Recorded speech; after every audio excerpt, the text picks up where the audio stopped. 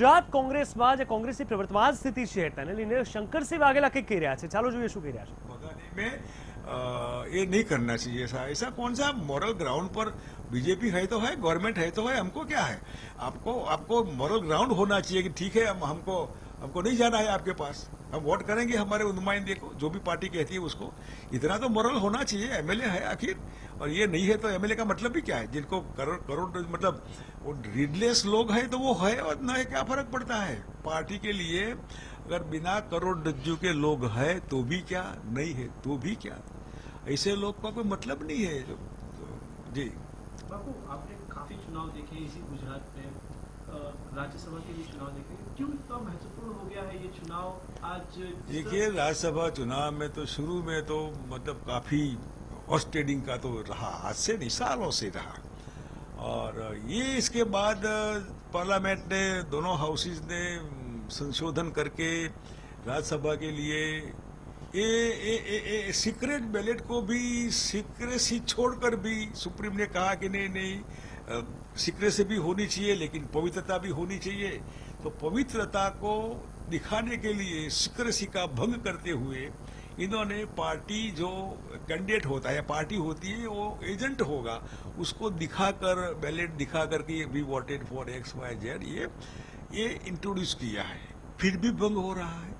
तो ये जो है इसका मतलब कि ये होता कि पार्टी नॉमिनेट करे, दैट्स ऑल. मतलब पार्लियामेंट को ये संशोधन करना चाहिए कि पार्टी जो भी राज्यसभा में नॉमिनेट करती है अपनी फिगर के हिसाब से, ऑन रिकॉर्ड एमएलए जो होता है और मिनिमम रिकॉर्ड के हिसाब से इनके हिस्से में जो सीट आती है वो सीट पार्टी डिक्लेयर करते हैं. That's all. No election.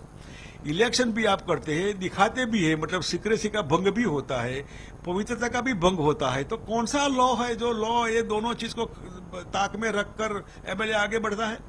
तो ये इसलिए इंटरेस्टेड है कि कांग्रेस के 57 प्लस एनसीपी के 2 और तीसरे मतलब 60 एमएलए, रिक्वायरमेंट 46 की होती है एज पर 182 एमएलए जो है इनमें. तो 182 के हिसाब से 46 इनके भाग में आते हैं, 47 समझ लीजिए. तो 47 से ज्यादा कांग्रेस के हिस्से में है. कांग्रेस को चिंता करने की जरूरत नहीं थी. एडवांस में आपने कहा गया कि ये जो है राज्यसभा में प्रॉब्लम होगा, विधायक दुखी है, जरा संभालिए इनको. 57 थे, 60 थे, इसलिए हो सकता है पार्टी को ओवर कॉन्फिडेंस हो.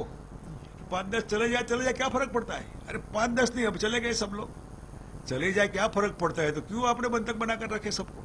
ये जो चीज है वो पार्टी को बहुत नुकसान करती है ना.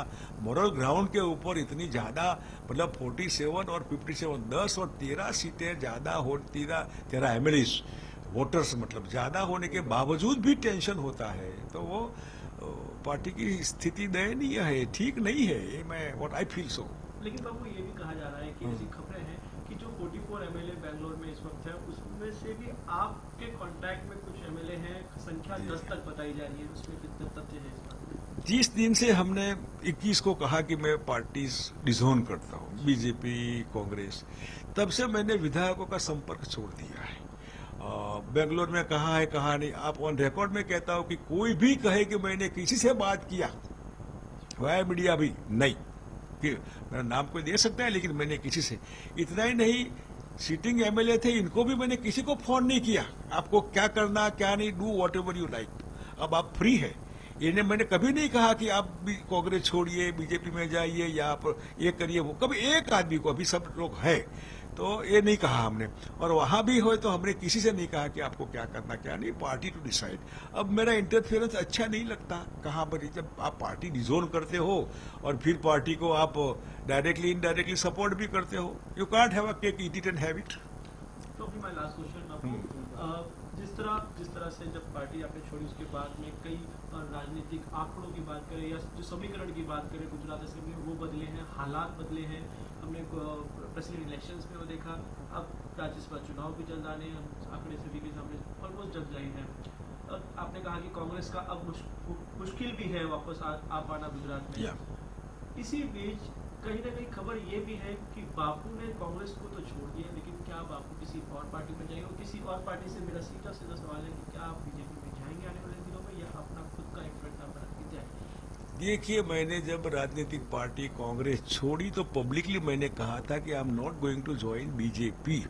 इसका मतलब I am not going to join BJP और एनी अदर पॉलिटिकल पार्टी। जो पक्ष जिसको हम पार्टी कहते हैं, डेमोक्रेसी में पार्टी मस्ट है, लेकिन ऐसी पार्टी जो मेरा अनुभव रहा कि भाई है पार्टी है, लेकिन पार्टी में डेमोक्रेसी जो चीज है वो अभी मैं ढूंढ रहा हूं कि where is the democracy, where is the common man, where is the people, where is the party worker. वो चीज जो है वो मेरा अनुभव अच्छा नहीं रहा, इसलिए हमने कहा कि मैं पार्टी का बंधन अपने आप को, मैं कांग्रेस को मुक्त करता हूं और पार्टी के बंधन से मैं मुक्त होता हूं। इसका मतलब कि पॉलिटिकल पार्टी का जो मामला है उसमें हम अभी नहीं जाएंगे, मतलब पार्टी मेंबर कहीं नहीं बने, कोई पार्टी का ऐसा खेस कंठी मतलब जो है यहाँ ऐसा हम एक सिक्का नहीं लगाएंगे। Yes, no. But is there any BJP leaders who are in contact? देखिए, अब कोई it doesn't make any difference अगर मैं बीजेपी के कांटेक्ट में हूँ, अहमद भाई के कांटेक्ट में हूँ, अमित भाई के हूँ, नरेंद्र भाई के हूँ, अडवाणी जी के हूँ, या फिर इधर मतलब राहुल जी से हूँ, तो ठीक है, इट्स ऑल रिलेशंस।